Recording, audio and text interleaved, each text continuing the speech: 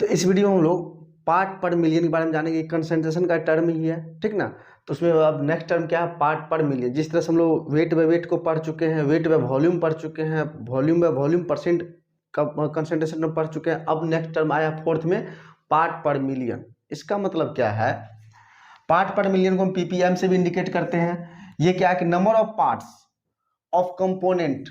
Component करने का मतलब क्या है, जो solute particle, number of parts of solute बोल सकते हैं, present in 10 to the power 6 part of solution. बोल रहा है कितना में प्रेजेंट हो, 10 टू द पावर 6, यानी कि 10 लाख में।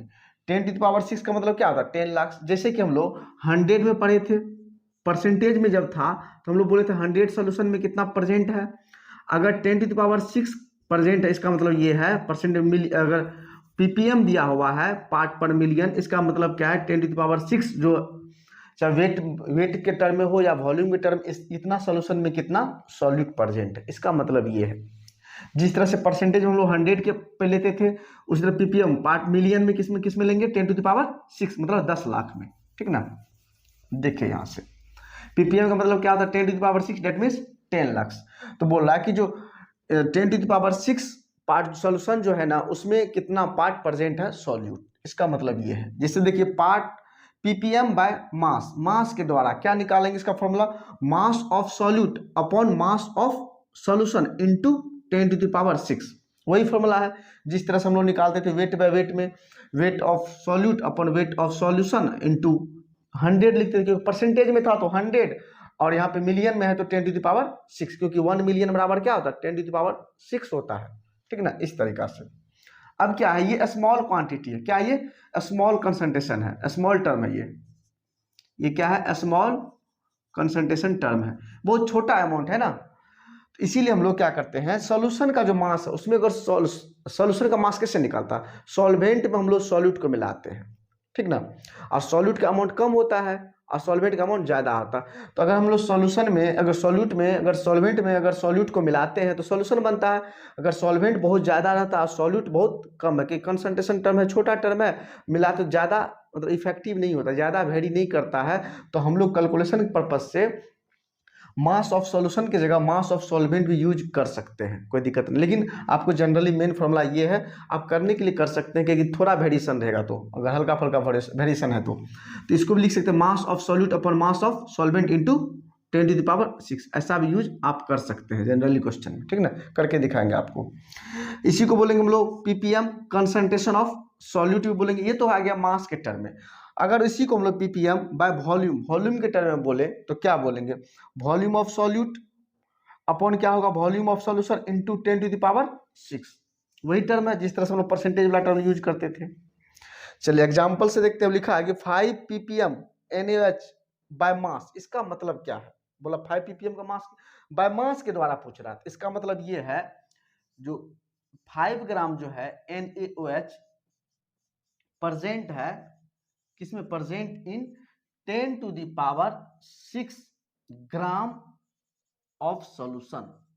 इसका मतलब ये है कि सॉल्यूशन जो है 10 टू द पावर 6 ग्राम है, और उसमें जो है NaOH का मास कितना दिया हुआ, 5 ग्राम दिया हुआ। इसका मतलब 5 ppm। इसका मतलब ये है, इस क्वेश्चन का मीनिंग ये निकल गया था तोड़ तोड़ के, ठीक है ना। जब तक आप मीनिंग नहीं समझेंगे तब तक क्वेश्चन बनेगा नहीं। चलिए नेक्स्ट का मतलब, नेक्स्ट क्वेश्चन क्या दिया होगा कि 5 ppm HCl दिया हुआ बाय वॉल्यूम, वॉल्यूम मीटर में दिया हुआ, तो क्या होगा, कोई दिक्कत नहीं है। तो क्या लिखेंगे, ये किसका दिया हुआ, सॉल्यूट का। तो क्या लिखेंगे 5 ml, अगर ml के टर्म में लिखे तो वॉल्यूम, तो 5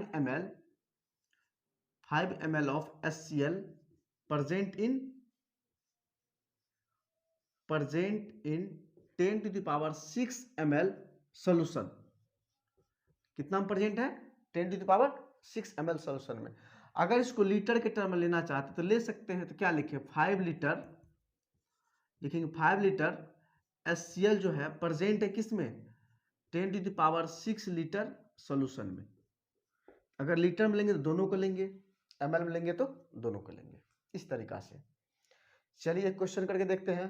लिखा हुआ कि 10 ग्राम जो है कैल्शियम कार्बोनेट है CaCO3, 10 ग्राम CaCO3 प्रेजेंट है किसमें, 1000 ग्राम सॉल्यूशन में। तो then concentration of solution is, बोला कि कंसंट्रेशन ऑफ सॉल्यूशन क्या होगा, और ऑप्शन दिया हुआ आपका ppm में। क्या दिया हुआ पीपीएम में। अगर परसेंटेज में दिया होता वेट बाय वेट तो हम लोग परसेंटेज की टर्म निकालते, लेकिन दिया हुआ पीपीएम पार्ट पर मिलियन में, तो कैसे निकालेंगे।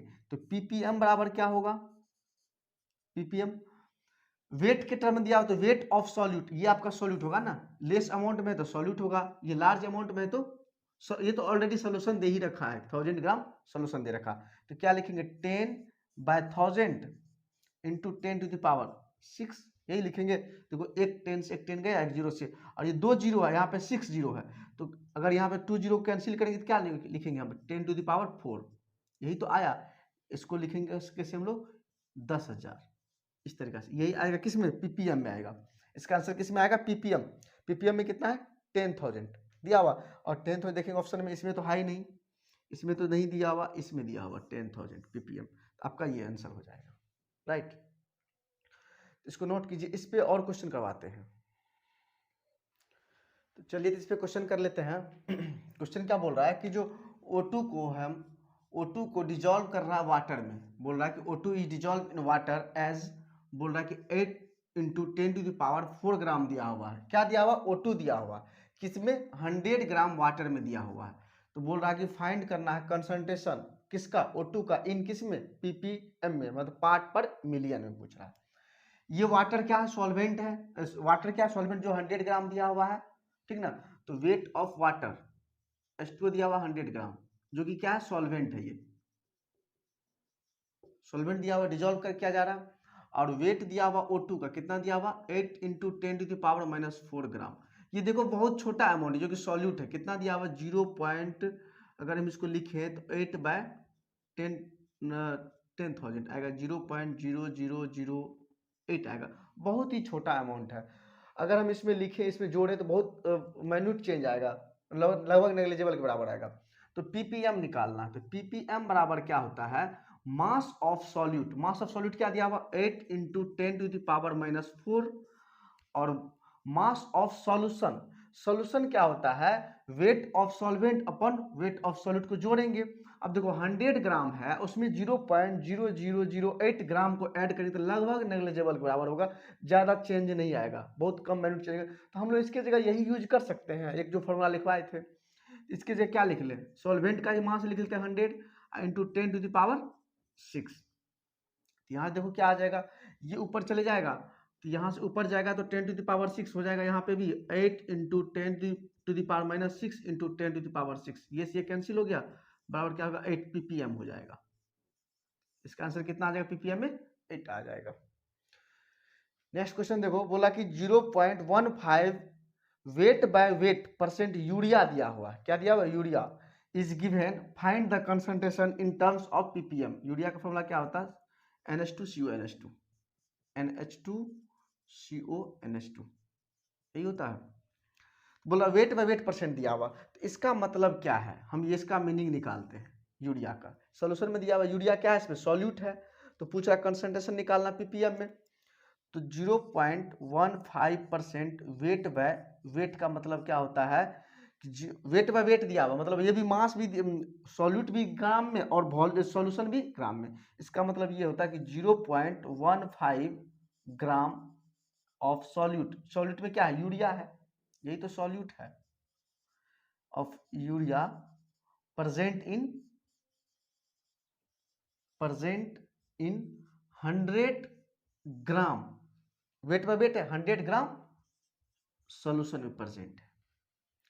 तो मुझे क्या निकल गया है, वेट निकल गया किसका, सॉल्यूट का, और वेट निकल गया किसका, सॉल्यूशन का। मुझे पार्ट पर मिलियन के तो यही चाहिए, पीपीएम वेट बाय वेट में निकालेंगे बाय मास। पीपीएम बराबर क्या होता है, weight of solute, weight of solute कितना दिया 0.15, अच्छा वेट ऑफ सॉल्यूशन, सॉल्यूशन का वेट कितना दिया हुआ यहाँ पे निकाले 100 और 10⁻6, तो यहाँ से ऊपर जाएगा तो क्या होगा 0.15 इंटू 10⁴ आ जाएगा, यहाँ से यही ना आएगा, पार्ट पर मिलियन में आ जाएगा, ठीक है, पीपीएम में आ जाएगा। यहाँ से आंसर आ गया। चलिए नेक्स्ट क्वेश्चन क्या दिखा रहा है, नेक्स्ट क्वेश्चन दे रहा है कि जो कैलकुलेट करना पार्ट पर मिलियन पीपीएम करना है, पीपीएम में किसका, SO2 गैस का, इन 250 ml वाटर, ये वॉल्यूम दिया हुआ वाटर का, और देखो यहाँ पे डेंसिटी दिया हुआ किसका, वाटर का डेंसिटी दिया 1 ग्राम पर सेंटीमीटर क्यूब या सीसी या ml, बात वही चीज है, ठीक ना। Containing 5 × 10⁻⁻⁴ gram of SO2 gas, बोला कि SO2 गैस जो सॉल्यूट है उसका मास दिया हुआ, ऑलरेडी सॉल्यूट का मास दिया हुआ है। देखो यहाँ पे वेट निकाल देते हैं सॉल्यूट का, कितना दिया हुआ 5 × 10⁻⁻⁴, लगभग बहुत छोटा अमाउंट है, क्या लिखेंगे 5/10,000 आ जाएगा 0.0005, यही आएगा यहाँ से, बहुत छोटा अमाउंट दिया हुआ, ग्राम में दिया हुआ है, कोई दिक्कत। और मुझे क्या दिया, वॉल्यूम दिया हुआ किसका, वाटर का, वॉल्यूम ऑफ वाटर जो कि सॉल्वेंट है, नहीं ये दिया हुआ 250 ml दिया हुआ है, 250 ml। और मुझे निकालना ppm निकालना, या इसका दो तरीका है, या तो आप मास के टर्म में निकाल लो या तो आप वॉल्यूम के टर्म में निकाल लो। अगर मास के टर्म में निकालेंगे तो दोनों का दोनों मास होना चाहिए, अगर वॉल्यूम के टर्म में निकालेंगे दोनों का दोनों वॉल्यूम होना चाहिए। ये तो वॉल्यूम में गिवन है, लेकिन ये वॉल्यूम में गिवन नहीं है। अब वॉल्यूम में अगर कन्वर्ट करना चाहेंगे तो इसका डेंसिटी चाहिए और दिया हुआ नहीं है, लेकिन यहाँ पर जो वॉल्यूम दिया वाटर का, इसका डेंसिटी दिया हुआ है, तो क्या इसको मास के टर्म में, वेट के टर्म में कन्वर्ट कर सकते हैं, बिल्कुल कर सकते हैं। तो मास बराबर क्या होता है, वॉल्यूम इंटू डेंसिटी, यहाँ से मास निकाल लेंगे तो mass of weight of water निकाल देते हैं, वेट ऑफ वाटर क्या होगा, वॉल्यूम कितना दिया 250 और डेंसिटी दिया 1 ग्राम पर सेंटीमीटर क्यूब, या इसी को सेंटीमीटर क्यूब या ml भी बोल सकते हैं, ये भी ml में दिया हुआ है, 250 ml दिया हुआ है, ये से एक यूनिट कट जाएगा, इसका आ जाएगा 250 ग्राम आ जाएगा, किसका, वाटर का। अब देखो वाटर का अमाउंट ज्यादा है, इसका अमाउंट बहुत कम है, इसमें दोनों को जोड़ेंगे तो सॉल्यूशन का अमाउंट आएगा, सॉल्यूशन का तो लगभग क्या है, वेरी नहीं कर रहा, बहुत ही कम माइन्यूट चेंज हो रहा है, तो इसीलिए हम लोग सॉल्वेंट का ही मास यूज कर लेते हैं कैलकुलेशन के लिए, कोई दिक्कत। तो निकालते हैं ppm by mass, by mass से निकलेगा ना, क्योंकि मास दोनों का दिया हुआ है। तो क्या निकालेंगे, वेट ऑफ सॉल्यूट कितना दिया हुआ है 5 × 10⁻⁻⁴, यहां से ले लेते हैं ये, ठीक ना। हाँ अपॉन क्या दिया हुआ 250, हाँ इंटू ppm में 10⁻6, देखो यहाँ से 10⁴ और 10⁻6 बेस सेम है, घटेगा तो क्या होगा 10⁻2 बचेगा, ये बचेगा 5 × 100 अपॉन यहाँ बचेगा 250। देखो यहाँ से क्या आ गया 500 अपॉन 250, कटेगा तो आ जाएगा 2, तो आंसर क्या होगा इसका 2 ppm, पार्ट पर मिलियन कितना आया है इसका 2 आया है। इस तरीका से हम लोग इसको निकालेंगे। एक टर्म और बचा हुआ पार्ट पर बिलियन, ppb, ठीक ना, तो उसको भी देखेंगे। चलिए तो हम लोग नेक्स्ट देखते हैं ppb, पार्ट पर बिलियन। बिलियन का मतलब क्या था, 1 बिलियन बराबर क्या होता है 1 बिलियन, 1 बिलियन बराबर तो 10⁹ होता है, क्या होता है 1 बिलियन बराबर 10⁹, ये होता है। जिस तरह से 1 मिलियन बराबर 10⁶ होता था और परसेंट में 10⁻² होता था, उसी तरह बिलियन में 10⁹ होता है। तो पार्ट पर बिलियन का मतलब क्या होता है, अगर बाय मास लिखते हैं तो पीपीबी बराबर क्या होता है, मास of solute upon mass of solution into 10⁹, ये क्या है बाय मास, क्या है ये बाय मास। अगर इसी को बाय वॉल्यूम लिखना चाहें तो पीपी बराबर ऐसा लिख सकते हैं, volume of solute, volume of solute upon volume of solution, volume into 10⁹, ये भी निकाल सकते हैं, ये क्या है by volume, PPB by volume दिया हुआ है, इस तरीका से निकाल सकते हैं। तो चलिए इसको हम लोग वेट बाय वेट के टर्म में कन्वर्ट करना चाहते हैं, इसी को कैसे लिखें, देखो यहां से क्या हम पीपीबी बराबर लिखें मास of solute upon mass of solution. अच्छा इस 10⁹ को क्या लिख सकते हैं इस तरह से 100 इंटू 10⁷, ध्यान दो यहां से। और ये टर्म देखो यहां से, ये टर्म, इस टर्म को क्या हम लोग लिख सकते हैं, इस टर्म को वेट बाय वेट परसेंट लिख सकते हैं, बिल्कुल। यहां से क्या आ गया पीपीबी बराबर क्या निकल के आया, weight by weight percent into 10⁷, इस तरीका से निकाल सकते हैं। अच्छा, उसी तरीका से पीपीएम को भी निकाल सकते थे ना, उसको भी निकाल लेते हैं पीपीएम। पीपीएम को भी, अच्छा पीपीएम बराबर होता क्या है, वेट ऑफ सॉल्यूट अपॉन क्या होता है, वेट ऑफ सॉल्यूशन इंटू 10⁶। और इसी को नहीं लिख सकते, 10⁶ को लिख सकते हैं ऐसे करके 100 इंटू 10⁴ ऐसा लिख सकते हैं। और इस टर्म को क्या लिखेंगे, इस टर्म को लिखेंगे क्या, वेट बाय वेट परसेंट। यहां से निकल आया पीपीएम, ये पार्ट पर मिलियन, ये पार्ट पर बिलियन था, लिखेंगे weight by weight percent into 10⁴। इसको इस तरीका से लिख सकते हैं। अगर वॉल्यूम के टर्म लेंगे तो उस तरीका से लिख सकते हैं, ठीक है ना। बाय वॉल्यूम देख लेते हैं, इसको भी देख लेते हैं कैसे लिखना है। चलो तो लिखते हैं वॉल्यूम के टर्म में, तो पीपी बी बराबर क्या लिख सकते हैं, volume of solute upon volume of solution into 10⁻ क्या है, 9 है, 9 है ना। इसी 9 10⁹ को हम लिख सकते हैं इस तरह से 100 इंटू 10⁻7। और देखो इसी को क्या लिख सकते हैं, इसी टर्म को क्या लिखें, ये जो टर्म दिया हुआ है इसी को क्या लिख सकते हैं, पीपी बी बराबर लिखेंगे volume by volume percent into 10⁻7। इस टर्म में भी इसको लिख सकते हैं।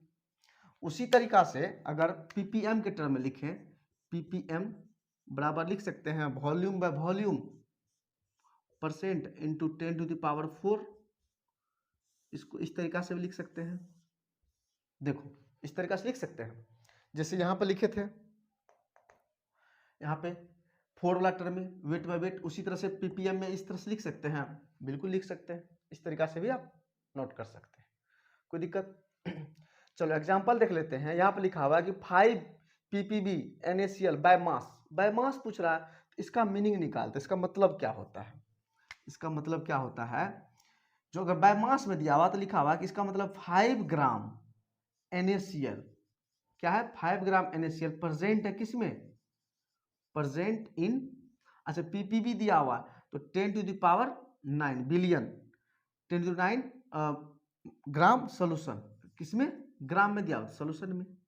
ऐसा बोल सकते हैं जो 5 ग्राम जो NaCl है वो प्रेजेंट है किसमें, 10⁹ ग्राम सोल्यूशन में प्रेजेंट है, ऐसा।